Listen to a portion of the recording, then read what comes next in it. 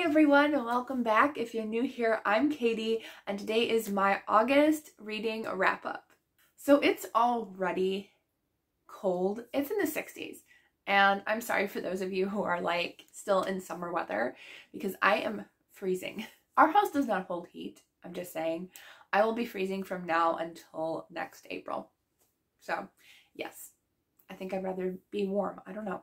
But today we're going to do our end of the month wrap up. I have my reading journal handy because it has all of my book covers. And side note, I never remember what I read, like what the books are about until I see book covers. That apparently clicks like a reminder. I'm like, oh yeah, that's what that book was about. So my reading journal is not only stylish, it's also functional because it does help me out. So here is the August reading wrap up. Quick snippet there. All right, so we read a whopping 19 books and 1 DNF. I was really trying hard to get the last book in to make it 20, but I did not finish it. So we're just gonna put that into next month's wrap up. And I did finish one like September 1st, but we're not gonna count, we're actually gonna count that for August. So we got 19. So yay for that. All right, so as far as statistics goes, I read 1 children's book, I read 2 YAs, 1 adult romance, 1 classic, 1 Christian nonfiction, 1 Christian allegory. I didn't know whether to put it in fiction or nonfiction. I don't know. Interesting. We'll talk about that one. And then I have 12 Christian fiction. So that's the roundabout way of saying those are the statistics. And then as far as star ratings go, I had 1 2.5 star. Yeah. No 3 stars. No, 1 3 star. And then I had 4 3.5 stars, 5 4 stars, 2 4.5 stars, 1 5 star, and 3 6 stars. So we did get some favorites this month, but quite a few were just in the middle of the road for me. So without further ado, let's go ahead and talk about all the fun books that we read this month. So before I forget, I did have 1 DNF, which I actually don't have up with me. I already put it in my unhaul pile downstairs, but that was Piranesi, and I can't remember the author's name right now. Susanna Clark? No, actually that could be right. But I DNF'd that one. If you don't know what DNF means, it just means it did not finish and means I won't be picking it back up. If I say soft DNF, that means I might pick it up in the future, but this one was definitely a hard DNF. I think I got about 20% of the way through, maybe 30. And then it started getting weird, and the main character was okay, but there was some stuff in it that was like, it really wasn't that great. It honestly wasn't that great to begin with. I've heard that it's a pretty good book. I'm like, honestly, I really wasn't invested in it at the 20% mark, so I just decided to put it down. Didn't really enjoy it, so that one went out the door pretty quickly. All right, so as far as the rest of the books that I completed, 1 DNF though for the month though is not terrible at all. Okay, so it was actually a children's classic that I read, and it was The Giving Tree by Shel Silverstein, and I really enjoyed it. I gave it 4 stars. It was very, very cute, very sweet. It's about this tree that grows along with the little boy that's with him. And so the little boy, he needs certain things throughout his life, and the tree is able to provide that. And it's just such a sweet story between nature and this little boy. And I just really, really enjoyed it. So gave it 4 stars. It wasn't quite 5 stars, but I could definitely see the possibility of having that book in my future children's library. So it was good. Next is the 2 YA books that I read. I usually put genres together or, grade levels together. So we read 2 YA books. One was called Summer Change. It was only 2.5 stars, unfortunately. Most of these books I either did a reading vlog for or a book review for, so I will be as brief as possible. So this one is about this girl who her parents pretty much dump her onto her cousin's family for the summer rather than taking their planned summer vacation. And so she's trying to figure out, why was our summer vacation canceled? What's going on? There's some strange things that are happening with her cousin, because they used to be best friends, and now her cousin's kind of growing out of the friend stage and stuff with her. So she's trying to figure out what's going on with her friend. It was an okay read, but I will say there's a lot of teenage drama. I will say the main character did a really good job of, you know, staying away from the teenage drama. I felt like, you know, she wasn't into peer pressure, which I really appreciated, but there is mention of like teenagers drinking and smoking and a few romance innuendos throughout. It wasn't terrible, but I didn't really enjoy it, and I don't think I would recommend it. But it was a review book. Glad I finished it. I did enjoy the actual storyline in its whole. That's why I did not get 1 star. But for the other parts, it wasn't that great. And then I read a better YA book. I read Places We've Never Been by Casey West. This was actually for a reading challenge on Facebook. So I had to read a book with the word never or ever in the title. And so I read that one. And I actually really enjoyed it. It's between 3.5 and 4 stars. It was a very clean romance. There might have been 1 or 2 swear words throughout the book, but it wasn't bad. And yeah, as far as the romance goes, it was clean. I just think that there was, again, that miscommunication trope, which I can kind of understand more with YA because there's, of course, a lot of miscommunication when you're a teen. And so I think I can get away with reading it more with a YA book than an adult book. But I did really like this one. It's about these 2 teens and their families are getting together for the summer, and their mothers just all of a sudden decided, hey, we're going on a trip together across country in our 2 RVs. And so they decide to go, and they haven't seen each other though in years. And the boy who used to be friends with this girl, they haven't seen each other in years. They haven't texted, they haven't chatted, nothing. And then all of a sudden they're like, oh, we got to spend the summer together. So they kind of are reworking their friendship, trying to figure out, like, are we still friends? We haven't talked to each other in years. So I did really enjoy it. Again, about 3.5 stars. I did really like it. And as I said, it was a nice, sweet romance. So I will be checking out more of Casey West's books. I think most of hers are clean. So I'm willing to check out more of that author's work. Next, I read an adult romance, which was The Rule Book by Sarah Adams, which was 3.5 stars again. I did talk about it in my like camping vlog, and I did say this is the sequel to the cheat sheet, which I did enjoy. The cheat sheet, it was a little bit spicy, but like it wasn't bad. But this one was definitely a lot more spicy than the cheat sheet, and I was kind of sad about that because it's like, if you're gonna have it like in the same world, in the same series, why wouldn't you have the same spice level? Like, I don't know. I don't get that. So there was definitely some parts that I skipped, and I did appreciate that the author actually put in there to skip a particular chapter if you didn't want the love scene. And so I did skip that chapter, but I felt like the chapter beforehand, she should have said skip 2. So if you do want to read it, I suggest skipping the chapter before that that love scene as well. So both of those chapters. The rest of the book, it was still a little too spicy for me personally, so I'm just going to stick with the author's older work because her older work is definitely low spice or no spice. So yeah, I would not recommend her. Like, I think like the last 2 or 3 books I've heard people say were spicier. So yes, but I'm willing to check out the author's earlier works to see if I like that, because I do like her characters and her writing style, just not the way her books have been going in the present time now. So, yeah. Okay, next up is I read a classic, which I gave 5 stars to. Have I ever given a classic 5 stars? Well, one that's not a middle grade. But I read another Agatha Christie. It's been a while since I read an Agatha Christie, and I gave it 5 stars.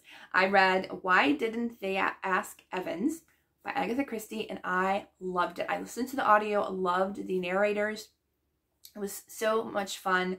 And I really enjoyed it. I was guessing along with what was going on. I guessed a little bit of what was going on, but it was still a fun ending that I didn't see coming. And it was a lot of fun. You know, there was definitely some twists where I was like, oh, I was wrong. But like Agatha was leading us in that direction. And I'm like, nice going, Agatha, and trying to trick us. So really enjoyed this one. I think this honestly might be my favorite Agatha Christie. It's between this one and Death on the Nile. I've only read like, I think 6 of her books so far, but I'm slowly making my way through her books. And this one was definitely in the top tier.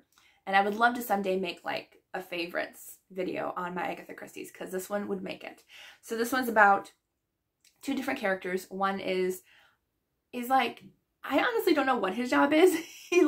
He sells cars, I believe, and then he's friends with like this wealthy, well-to-do lady in society, and so they're friends, and he ends up finding a dead body, and the dead body obviously asks a question, and so he's like, what is going on? Like, I have no idea. And he finds a picture of a woman in the guy's wallet.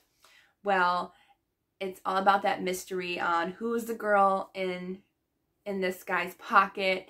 You know, was it an accident? Was it not? You know, and it was really fun time. I loved the heiress. Her character was just so much fun. She kind of reminded me of like a little bit of like Nancy Drew. Like, she wanted to get all involved in everybody's business. She wanted to, you know, be right in the thick of things and trying to solve the case. And I just really loved her character. I honestly feel like, I don't know if there's any other books with her character that Agatha did, but if Agatha did, I'm going to find out, because I really loved the heiress's character. I thought it was so much fun. And you have to read that one if you haven't read that Agatha Christie. Highly recommend that one. Next, I read one Christian allegory and a Christian nonfiction. The Christian allegory was Hind's Feet on High Places by Hannah Hernard. And we buddy read this over on Krista's channel at Books and Jams. We had some live streams, which was a lot of fun. I couldn't make the last one because I was just, I don't know, something happened where I was really exhausted that day. And I was like, I'm sorry, I can't join in the last live. But I did the two previous ones, which was a lot of fun. And I gave it 4 stars. I enjoyed it. And I think, honestly, I enjoyed it more as a group and as a whole, because we discussed it, we talked about it. I got a little bit more out of it after the live discussion. So I feel like if I just read it personally on my own, I probably would have only given it 3 stars. But because we read it as friends and as a group, I think I got more out of it. So I did enjoy that one. And it's all about this girl who, she's crippled. And so she's trying to, you know, negotiate life with the people around her that are kind of just treating her terribly. And then she finds the shepherd, and the shepherd tells her, I can heal you and I will take you to the high places. And so she's like, okay. So she kind of takes these steps to get to the high place, and, you know, she has to travel through the valleys and through the mountains and all, you know, the struggles in life, meeting all these different characters that are kind of like trying to tear her down as she's trying to follow the shepherd. And it's really good. It's definitely, I recommend it as a really good allegory. I definitely saw some things that I was struggling through. I think we all did as a whole in the group. So it was an interesting story, and definitely recommend it if you haven't read it. Next is Waiting Isn't a Waste by Mark Vrogop. I really enjoyed this one. The author did a fantastic job of like putting in his own aspects into waiting and how he struggles with waiting, and how he has found ways to just be encouraged in those waiting times and in those waiting periods. And I loved his message of like, not just one of us is waiting. We're all waiting for something, whether it's health related or relationship related, or just waiting for anything in God's timing. And we're all waiting as a community. And I really loved his message. Loved the different aspects of how to move past the waiting period, and just concentrating on God and his, you know, like, he understands that the waiting is tough. The waiting's tough. And I just really thought there was a strong message. I gave it 5 stars. I honestly see myself rereading this book. Definitely. I actually gave it to my family to read next. Really enjoyed that one. It was really good. Okay, now we're going to get into the Christian fiction, which I think I own every single one of these. Yes, so we're going to have to go grab a pile. So we are on to the last stack of books here. I think there's 12. So these are the last ones that we're going to talk about today. Yay. And I even put them in order, so we can just pick up and move to the side once we're done. Okay, so the first one is Into the Starlight by Amanda Cabot. I ended up giving this one 3 stars. The other 2 in this series were 5 stars. This one, I just couldn't really connect with the main character as much as the last 2 in the series. I did a review on this one as well. And yeah, it wasn't my favorite out of the series. I did enjoy the mystery, but I think also the mystery wasn't as exciting to me personally as the other two were, but I did really enjoy the series as a whole, and definitely want to check out more of Amanda Cabot's work.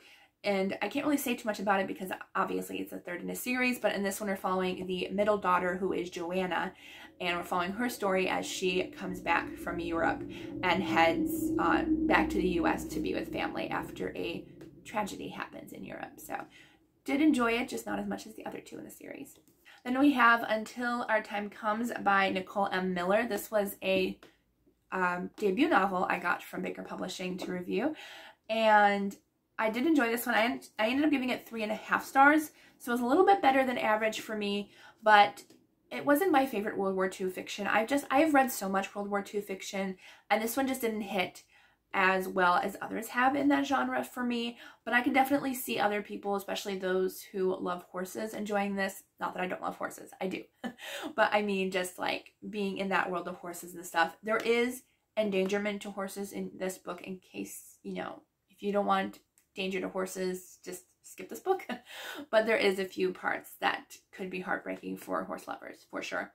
In this one, we're following Brett and Adia, and Adia is a horse trainer. She's living her dream life working with the horses in Poland, and then World War II happens and she's trying to save the horses.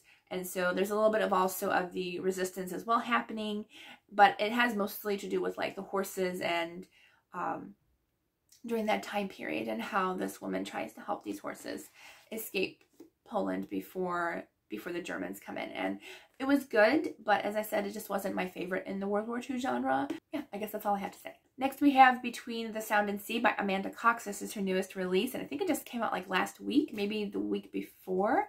But I read this one, and I did enjoy this one. I gave this one, well, the same, 3.5 stars. We're still in the 3.5 star range. And I did enjoy this one more than the last one I gave 3.5 stars to. This one we're following a girl named Joey, or Josephina, and she finds herself needing a job, and so she finds a job for a decommissioned lighthouse in order to restore it and bring it back to its former glory. And then there's the grandfather and the grandson that own the lighthouse. The grandfather owns the lighthouse, and so it's his story, plus like there's some history with the lighthouse during World War II. Like there's some kind of story going on with the lighthouse, because there was like a lighthouse keeper and his daughter that went missing during World War II in that area. So there's kind of this mystery going on, and I really enjoyed that aspect. I loved how Amanda Cox brought in the history part of it. Was like it didn't feel like it was like extra. It didn't feel like a dual timeline. It actually felt like more like a story being told, which I really did like that. So I did enjoy this book. I did enjoy the last Amanda Cox book that I read, so I do want to check out more of her books. Next, I have 2 Tracy Peterson books, one Tracy Peterson and one written with Kimberly Woodhouse. This is With Each Tomorrow, which is book 2 in the Jewels of Kalispell.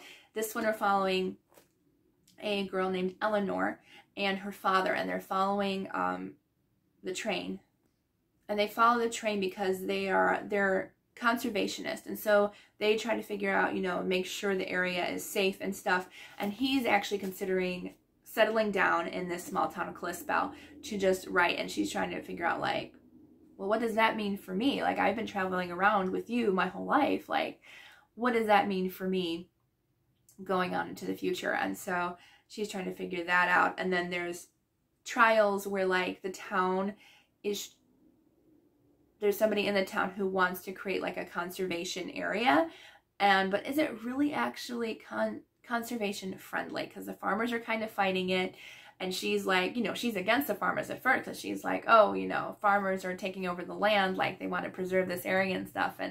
But I liked the way she was written. I liked that like she took the argument. She argued back, but like she actually put some thought into the argument and like took back feedback from the farmers and from the other people in the area. And I really liked that. She wasn't just like one-sided. She actually wanted to hear the others' opinions, and so I really did enjoy that. So I give this one 4 stars. Honestly, after I read it, I don't remember much about it. So I had to look at the back of the cover for quite a while, but I do remember reading it though. I did really enjoy it as I was reading it. Next we have A Choice Considered by Tracy Peterson, which is the second book in the Heart of Cheyenne series. This one, again, we're following a train. Am I right that there was a train? Because, like, no, technically there's no train. I do apologize. There's no train in here.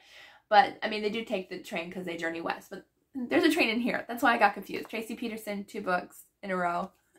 There's a train in this one. So in this one, we're following Melody and her dad. And her dad's from Ireland, and so they're following the train as it goes because he kind of works with the train and everything. Well, she decides she wants to stay in Cheyenne. She wants to stay here, let her dad travel and keep going. And so her dad's like, well, I don't want you to be here alone, so we're going to matchmake you and find you a husband. And if not, then you're going to come with me. And she agrees to that. And so there's a little bit of that. There's a little bit of mystery going on. And there's always a bad guy, I feel like, in most of Tracy Peterson's books, and I just love her bad guys. I feel like she writes them so well. So well. Wonder where she gets her inspiration for those guys. But really enjoyed this book. I gave it 4 stars as well. Not my absolute favorite of Tracy Peterson's, but I really enjoyed this one more than the first book in the series. I think both of them were, though, about 4 stars, but I did like this one because I just really loved Melody and her dad. I felt like they were really sweet characters. Next, I read Through Their Eyes. It's a biblical fiction short story collection. I read this one for my review vlog because I was trying to catch up in review books, so this was one of them. Actually, most of these were most of them. But I read Through Their Eyes, and I gave this one 4 stars. I never give a short story collection higher than 3 stars because normally I will have some that I don't like and have some that I do like. This one, I enjoyed all of them, I feel like. So, I mean, it wasn't quite 5 stars, but I really liked them. So we're following different characters. They could be very, very minor characters in the Bible, like they're only mentioned like once, like maybe in like a miracle that Jesus had. Like I know we're following one of the characters where his friends lower him down from the roof for a miracle. So that story is in here, but it's just biblical fiction, short stories, and we're following just different characters in the Bible, or I think some of them are even like just set during that time, and maybe they might meet a character in the Bible. But I really enjoyed it. I like that in the beginning of each one we're following, it has a Bible verse that either goes along with the story or maybe like just represents that story. But I really enjoyed it.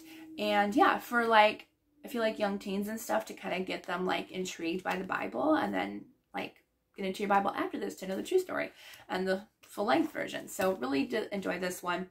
I think the only one that was just kind of a little bit average for me was probably the first story. So after that, though, I loved really all of them. The first story was like in the eyes of one of the wives of Noah's sons in the beginning, and it's after the flood, so they're kind of figuring out, like, you know, if it rains, then she was trying to figure out, oh no, you know, is this another flood coming? Because, like, I mean, you're unsure, you know, and it wasn't quite the time when the rainbow came. So, but I really enjoyed it, really enjoyed all the stories in this book, and I can definitely see putting this, like, reading this as, like, in homeschooling and then, like, going back into the Bible stories and finding them and reading them. So I did really enjoy this one.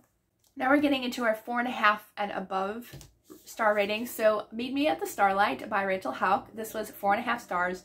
Really enjoyed it. It wasn't quite 5 stars, but I just loved this aspect of dual timelines. I think they're both kind of set in the past. One is 1987 and then, like, the other is Depression era. So we're following a woman in Depression era who ends up the owner of this skating rink, and then we're following an model and actress nowadays in, like, her less than prime era, and she wants to get back into the supermodel world, and so she's trying to help the skating rink along, or roller rink along with an actor friend of hers. So they kind of get involved that way and become friends. And I did really enjoy it. I really enjoyed the characters. Wasn't quite 5 stars, but I do really love Rachel Hauck's characters. I feel like she's one of my favorites for in-depth characters. And I finally read a book that's been on my TBR for like 2 years. I'm so sorry about that. But it's Cloak of Scarlet by Melanie Dickerson. I finally read it, and I can actually update you now on how I did in my TBR game too, because I did finish this one for my TBR game. And so I actually did complete 3 books in my TBR game. So it wasn't a total fail. So that's good. But I finished this one and Really, really enjoyed this one. Melanie sent me a copy of this a little while ago, but I love the verse that she put. But she sent this to me, and I really enjoyed this one. This is my favorite in the series so far, and I do plan on reading the last book in the series, hopefully coming soon. I think it's the last in the series because she's now writing for Bethany House, so I'm pretty sure that she's not going to be writing anymore in this series. I think the last one on my shelf is going to be the last one. So this is Cloak of Scarlet, and I thought it was just Little Red Riding Hood retelling, but I could definitely see some Robin Hood retelling in this one as well, and I really enjoyed it. I thought it was really great. So in this one, I'm following Violet, and she's an adopted child, and her family, I feel like her family's honestly like, she's got a brother and a mother, and I feel like both of them kind of are like the Cinderella step sisters and stepmother. Like her brother treats her pretty terribly, and her mother, I don't know how her mother treats her, honestly. Her mother was quite confusing, and I think that's why I only gave 4.5 instead of 5. But I did really love Violet's mother. I thought she was great in this book. But anyways, we're following Merrick. He's a knight in the service of the Baron. Well, he just became in the service of the Baron, and the Baron is supposedly stealing funds from her village's people. And so it's kind of sad, and she doesn't trust Merrick right away. She's like, listen, the Baron and his men are stealing money from my village. I want nothing to do with you. And he's like, what did I do? Like, I just got here. Like, what's going on?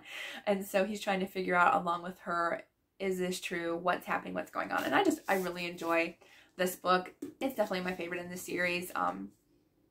As a whole, this series hasn't been my favorite of hers, but like, honestly, I love all of her books like so much anyways, so, but I love this one. Cloak of Scarlet was definitely my favorite. And I can take it off my unread shelf, so I'm happy about that. Next is A Kingdom to Claim by Sean and Bessie. Loved this one. Loved it. Absolutely loved it. I gave it 5 stars, and I do have another book of hers that I got an ARC copy of, but I loved this one. I loved it so much. This is about a girl named Aisley, and her father accompanies the king in battle, and he is killed, and so her brother takes over his land and his ownership. And so come to find out, her brother's not who he appeared to be pretty much his whole life. So that's kind of sad, but we're following during Viking eras, and so there's Viking and pillaging, and there is mention of like hurting women because obviously it's Viking era, but like you don't see anything happen, so there is wartime scenes as well. But I really enjoyed this one. There's definitely a little bit of faith content in it, which I did really enjoy. Love the characters in it, and I was having so much fun, honestly. I looked up on my Amazon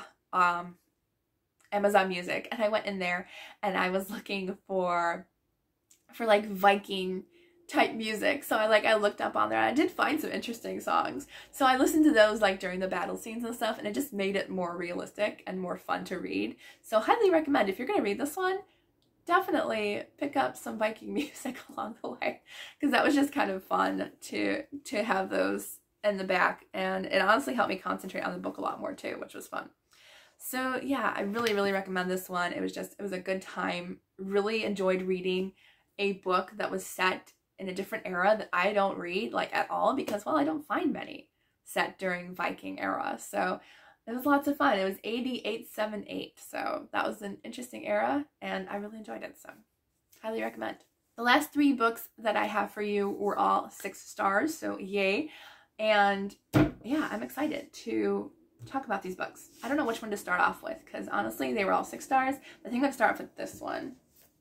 So, Meeting Her Match by Jen Toronto. This one did take me longer to finish, only because I had so many books to get to, but I just flew through this when I was in it and devoted to reading it, because the banter in this book, Meeting Her Match, the 3rd book in the Matchmaker series by Jen Toronto, loved it. I love the characters. I love the setting. All of it was just so much fun, and I had so much fun reading it. It was funny and lighthearted. There was a mystery going on, and kidnappings, and it was just such a blast reading it. I really, really enjoyed this one. My favorite in this series. It's actually already on my favorite shelf, so I had to take it down from there. Like, I have to take you down because yeah, I have to move you from my favorite shelf. But I really enjoyed this one. We're following Camilla, who's been in the last 2 books. She's actually like the head matchmaker, and we're following her story as she and her female companion are trying to be kidnapped, and some man saves her. And so he's like, listen, I need your help to help my sister. And she's like, I'm no longer a matchmaker. I'm done with that business. And he's like, no, I want you to help her get back into society, because she's kind of like, you know, the rambunctious, tomboyish style sister. And so she's like, I'm sorry, I can't help you. But then she decides, well, there's danger lurking, and there's probably a better safe place for me and my companion to be. So she goes with this guy to help out his sister. And just the funniness, the silliness, and the fun. His family was just so hilarious and funny, and I loved our guy's sister, Owen. Owen's sister was just wonderful. I loved his sister so much. And honestly, I would love to have a story of Owen's sister. I think that would be great too. But I really enjoyed this one. Yeah, definitely a new favorite. And then we're going on to, I don't know, they're both really good. I finished this one like yesterday, so I'm going to keep that one for last because it's fresh in my mind. So we're going to go to Beyond Ivy Walls by Rachel Fordham. Another 6-star read. This is my favorite book of Rachel Fordham's I have read. I've read 3 books of hers so far, I think, and this has so far been the crowd-pleasing favorite. I think, honestly, it's a lot of people's favorite, I think. But this one's I would honestly say it's like a mixture of Beauty and the Beast, Phantom of the Opera, and Rigoletto. It's kind of like a mixture of like all those 3 into one book. And I just really love this one. So this one we're following a girl named Sadie. And Sadie has been traveling into town to get a job to help her family out because her father's very sick and there's no one to really help bring in funds. So she decides to go to town, and she is pretty much kicked out of her boarding house because she can't afford it. So she ends up kind of boarding in this guy's abandoned warehouse in the back of his house. Yeah, the back of his house. And so the man who owns it finally comes back home, Otis, and he's like, who's been living in my you know, abandoned building back there? And so they kind of set up like not a friendship at first, but like it's very, you know, precarious because like he hates to be in public and stuff because he has some scars, and his father kind of rejected him from the family and pretty much disowned him and said, hey, we don't want any part of you. So he lived outside of the manor house for pretty much his whole life. And then he's finally back home, and after his father passes away and his brother passes away, and so he's kind of in charge of the manor, and he's like, I don't really want anything to do with it. Like, he has nothing but sad memories. He has those scars.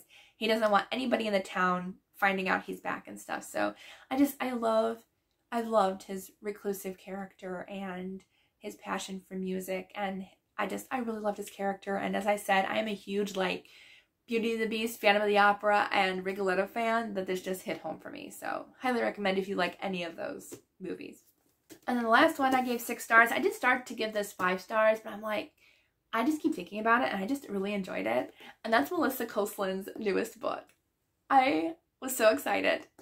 I was so excited when I got the message like literally like 3 weeks ago. No, maybe 4 weeks ago now. And Melissa Koslin texted me and said, hey, I know that you read my other 2 books. Do you want to read my newest release? I was like, are you kidding me right now? I was like, yes. Yes, please. You don't even have to ask. Like, 100%. I love her book so much. And yes, she is the author of Dangerous Beauty, which I have talked about on my channel. It's one of my favorite books. And this is her newest release, which is The Lost Library. And it's actually published by, I can't remember, who's it? Oops, published by Inkspell Publishing. So I think it's indie published, but don't quote me. Don't quote me. But I really, really loved The Lost Library. It was so good. It had like that quintessential action storyline that I feel like Melissa Koslin is known for in her other 2 books. She has great action adventure style romances, and this was no exception. I loved this one so much. Absolutely loved it. Love the characters. And honestly, I would consider this a Beauty and the Beast action thriller retelling. I definitely would say that because obviously there's a lost library. And also the main male protagonist also has scars and battle scars. So, and they also call him the Beast at work. So he also has that personality. So I can definitely see that she was inspired by Beauty and the Beast. So we were on a Beauty and the Beast kick apparently, or Fairytale kick. But I really love this one. This one we're following Callie, and Callie has been on the run like for quite a while from bad guys. And so she ends up starting to work for this guy named Asher Cross. And Asher is the Beast at work. He's the owner. And he finds out that Callie's in danger. And so he pretty much sticks himself kind of in the middle of her life to save her and in order to right past wrongs. And so she's like, I don't want other people being in danger because my life is pretty much a danger hole there. And so it was fun, and it was definitely a very, very, very slow burn romance, I felt like. So if you like slow burn romances, definitely is very slow burn. Loved it though. I loved the action, especially the action, the faith in this book. Let me tell you, there was a scene in here that literally had me crying tears. If you don't know me, I very rarely cry in books, and this one got me. This one got me at the end. I was like, why are you doing this? I'm like, I'm glad she did, but I'm like, oh, it's like a mixture of happy and sad tears. So, but I love this one. I thought it was fantastic. So you have to read it. You do. Can't recommend this one enough. Just, it was so much fun. It was lots of fun. So thank you to Melissa Coslin for sending me a copy because it was fantastic. And I'm so happy that I got a chance to read it. And it is already out. I think it came out like the last day of August, I think. So it is available on Amazon. I don't think there's no audiobook right now for it, but highly recommend. There's Kindle and regular physical copy. But yeah, so those are all the books that I read. It was an adventurous month, lots of books to read. Yeah, as I said, 19 books, that's a lot. So technically I'm only like 11 short of what I hope to do in September. That's the 30 book challenge. So yes, 19 books. That's one of my highest months I've had in a really long time. So it was lots of fun. And if you only read one book a year, I hope that it was a fantastic book, because as long as it was a fantastic book, one book a year is fantastic. And I applaud each and every one of you who just continue to read no matter what, because I don't know, I love reading, and I hope everybody else enjoys reading as much as I do. I mean, you're here, right? So don't forget to subscribe, because you're gonna have lots of fun here with lots of books and lots of fun videos. All right, so I hope you all have a wonderful day, and let me know what your favorite book was in August. I really want to know. All right, I hope you all have a wonderful day, and I'll see you all in the next video.